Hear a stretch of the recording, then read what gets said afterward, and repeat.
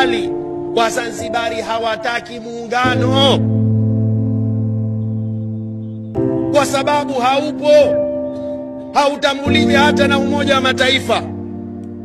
Mahakama zote za hapa Tanzania hazina hati ya muungano. Kwa hiyo muungano haupo, Wazanzibari wanataka nchi yao. Wanatuletea madangura, wanakuja kujiuza. Hizo ndio faida za muungano, wasisahau usitaje, kwa sababu wanapata maslahi yao wao. Alafu nataka nitoke kidogo nje ya mada, nataka nizungumze kwanza kwa viongozi wetu. Tunawaomba zahibi, simda tena kwa kitabu tukasema, sisi tunajua kama tunaumia, tunafahamu tunabanwa, muungano hatutaki, kila tukisema tunazidi kuumia. Tuambieni nini tufanye? Sisi tushajitolea, tena tumejitolea kivitendo, si maneno.